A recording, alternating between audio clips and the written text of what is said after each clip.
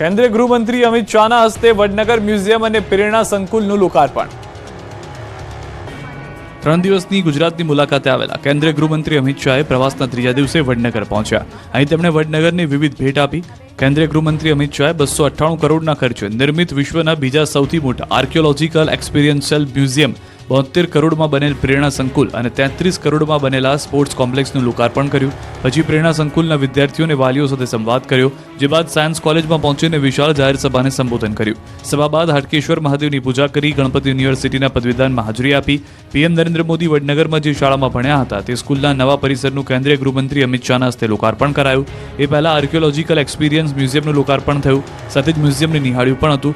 આ પ્રસંગે મુખ્યમંત્રી ભૂપેન્દ્ર પટેલ અને કેન્દ્રીય મંત્રી ધર્મેન્દ્ર પ્રધાન પણ ઉપસ્થિત રહ્યા હતા। મહત્વનું છે કે વડનગર સમૃદ્ધ સાંસ્કૃતિક વારસો ધરાવે છે અને નગરના વારસાને પ્રસ્તુત કરવા માટે તૈયાર કરાયું છે। ભારતનું સૌથી મોટું અને પ્રથમ આર્કિયોલોજીકલ એક્સપિરિયન્સ મ્યુઝિયમ। આ મ્યુઝિયમ વડનગરના 2500 વર્ષના ઐતિહાસિક વારસાને જીવંત કરે છે। મ્યુઝિયમમાં ઈસવીસન પૂર્વે 800 થી શરૂ કરીને 7 અલગ અલગ સંસ્કૃતિના તબક્કાઓ રજૂ કરવામાં આવ્યા છે। મહત્વનું છે કે અમિત શાહે જે પ્રેરણા સ્કૂલનું લોકાર્પણ કર્યું એ સ્કૂલમાં વડાપ્રધાન નરેન્દ્ર મોદી 1962 થી 1967 સુધી ધોરણ 8 થી 11માં ભણેલા છે। 1888માં સ્થપાયેલી વર્નાક્યુલર સ્કૂલના એ જ વર્ગખંડમાં વિદ્યાર્થીઓને શિક્ષણ આપવામાં આવે છે। ગુજરાતમાં 24,700 જગ્યાઓ પર કરાશે શિક્ષકોની ભરતી। સરકારી શિક્ષકો બનવા માંગતા હોય તેવા યુવાનો માટે ખુશીના સમાચાર આવ્યા છે। ગુજરાતમાં 24,700 જગ્યાઓ પર કરાશે શિક્ષકોની ભરતી। લાંબા સમયથી ટેટ ટાટ પાસ ઉમેદવારો ભરતીની માંગ કરી રહ્યા છે, ત્યારે મેરિટના આધારે 24,700 જેટલી ભરતી તબક્કાવાર થશે। આ અંગે શિક્ષણ મંત્રી કુબેર ડિંડોરે કહ્યું કે મેરિટના આધારે ભરતી કરાવવામાં આવશે। પ્રાથમિક શાળામાં પણ ભરતી પ્રક્રિયા ચાલુ છે। પોર્ટલ પર સિસ્ટમ સાથે ભરતી થઈ શકે છે। વિલંબ થઈ રહ્યો છે, પણ પારદર્શક પ્રક્રિયાથી ભરતી કરાઈ રહી છે। 1 મહિનામાં ધોરણ 1 થી 12માં શિક્ષકોની ભરતી પૂર્ણ કરી દેવાશે। નવા સત્રથી અભ્યાસક્રમમાં ભાગવદ ગીતા 2નો સમાવેશ કરાશે। આ વર્ષે અભ્યાસક્રમમાં ભાગવદ ગીતા ભાગ 2ને દાખલ કરવામાં આવશે। ગત વર્ષે ભાગવદ ગીતા ભાગ 1ને અભ્યાસક્રમમાં દાખલ કરાવવામાં આવ્યું હતું। આ નિવેદન શિક્ષણ મંત્રીએ આપ્યું છે। સુરતમાં મઢી વિભાગ કેળવણી મંડળ દ્વારા કરાયેલા આયોજનમાં શિક્ષણ મંત્રી કુબેર ડિંડોરે કહ્યું છે કે દરેક સ્કૂલમાં ભાગવદ ગીતાનો અભ્યાસ કરાવવામાં આવે અને આપણી સંસ્કૃતિ જે છે તેને આવનારી પેઢી જાળવી રાખે। તો વધુમાં તેમણે કહ્યું કે ગુજરાતમાં 32,000 જેટલી શાળાઓ આવેલી છે, જેમાં 28,000 શાળાઓનું રિનોવેશન કરવામાં આવ્યું, ત્યારે હાલ 22,000 જેટલા ઓરડા બનાવવામાં આવ્યા છે। આ સાથે તેમણે શિક્ષકોની ઘટ અંગે કહ્યું કે ભરતી પ્રક્રિયા શરૂ છે, આવનારા સમયમાં પૂર્ણ કરવામાં આવશે। વલસાડમાં એક સ્કૂલ બનાવવામાં આવી છે, જેના કારણે સેલ્ફ ફાઇનાન્સ સ્કૂલ પણ બંધ થઈ ગઈ હોવાનો ડિંડોરે દાવો કર્યો છે। 4 લાખ જેટલા વિદ્યાર્થીઓ હવે સરકારી શાળામાં આવ્યા છે।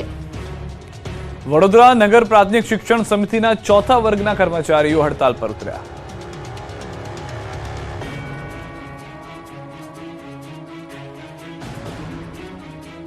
અમારી માંગે પૂરી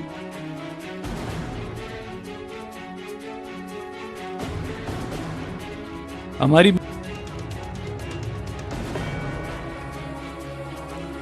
એએમસી ઇજનેર વિભાગના કર્મીઓનો હોબાળો। એએમસીના ઇજનેર વિભાગના કર્મચારી જશે માસ સીએલ પર। પડતર પ્રશ્નોની માંગ સાથે જશે માસ સીએલ પર। એન્જિનિયર એસોસિએશન દ્વારા લેવાયો નિર્ણય। 21 જાન્યુઆરીના રોજ ઇજનેર વિભાગ કર્મચારીઓ માસ સીએલ પર ઉતરશે।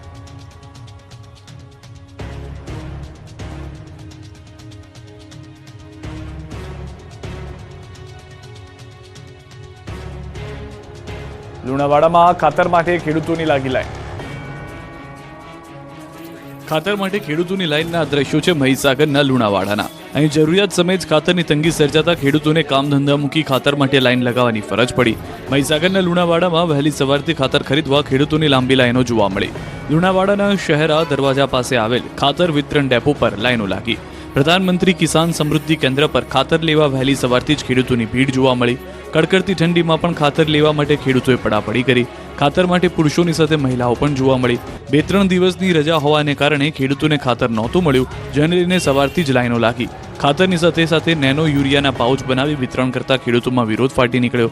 266 રૂપિયાની ખાતરની બેગ, તેની સાથે નેનો યુરિયાના પાઉચ 30 રૂપિયામાં વેચી 300 રૂપિયા લેતા ખેડૂતોમાં રોષ ફાટી નીકળ્યો। નેનો યુરિયાના પાઉચનું શું કરવાનું તેમ કહી ખેડૂતો કરી રહ્યા છે વિરોધ। નવસારીમાં હડકાયા શ્વાનનો આતંક। 5 દિવસમાં 50ને કર્યા લોહીલુહાણ। નવસારી શહેરમાં હડકાયા શ્વાને આતંક મચાવ્યો છે. શહેરના ઝવેરી સડક પૂર્ણા માતા મંદિર વિસ્તારમાં એક જ હડકાયા શ્વાને માત્ર 5 દિવસમાં 50થી વધુ લોકોને બચકા ભરતા હાહાકાર મચી ગયો છે. જાણે શ્વાને આખા શહેરને બાનમાં લઈ લીધું હોય તેવો માહોલ સર્જાયો છે. નવસારી શહેરના 5 હાટડી, વોરવાડ, ભેસતખાડા અને મોટા બજાર વિસ્તારમાં પણ શ્વાનનો આતંક છે. છેલ્લા 5 દિવસમાં ભેસતખાડા, ઝવેરી સડક સહિતના 5થી વધુ વિસ્તારમાં 50થી વધુ લોકોને શ્વાન કરડવાના બનાવ સામે આવ્યા છે. શ્વાન અહીં લોકોને લોહી લુહાણ કરે છે. કોઈના હાથમાં તો કોઈના પગમાં બચકા ભરી લે છે. લોકોને સિવિલમાં સારવાર લેવાની ફરજ પડી છે. શ્વાનના આતંકથી લોકો ઘરની બહાર નીકળતા ડરી રહ્યા છે.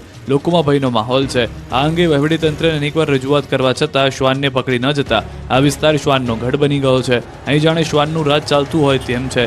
આ મામલે જાણ કરી હોવા છતાં પણ તેમના પેટનું પાણી હલતું નથી. ગુજરાતીઓને ઠંડીથી મળશે રાહત, પણ માવઠું લાવશે મહામુસીબત. 20 દિવસથી કાતલ ઠંડીથી થરથર ધ્રુજતા ગુજરાતીઓને હવે મળશે ઠંડીથી રાહત. ગુજરાતમાં હવે કડકડતી ઠંડીનો રાઉન્ડ હાલ પૂરો થઈ ગયો છે. હવે કાતલ ઠંડીથી છુટકારો મળશે. 3 દિવસ સુધી તાપમાનનો પારો વધશે એટલે મોટાભાગના શહેરો શિયાળાની પકડથી દૂર થશે.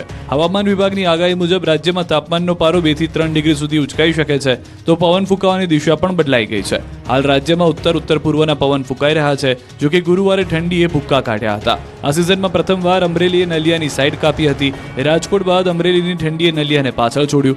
અમરેલીમાં સૌથી ઓછું 8.2 ડિગ્રી નોંધાયું. સાથે રાજ્યનું સૌથી ઠંડુ શહેર બન્યું. આ ઉપરાંત રાજકોટમાં 9.4 ડિગ્રી, નલિયામાં 9.6 ડિગ્રી, અમદાવાદમાં 4 ડિગ્રી સેલ્સિયસના ઘટાડા સાથે 12.2 ડિગ્રી, તો વડોદરામાં 17.2 ડિગ્રી અને સુરતમાં 16.3 ડિગ્રી તાપમાન નોંધાયું. 5 શહેરોનું લઘુત્તમ તાપમાન 10 ડિગ્રીથી નીચે નોંધાયું.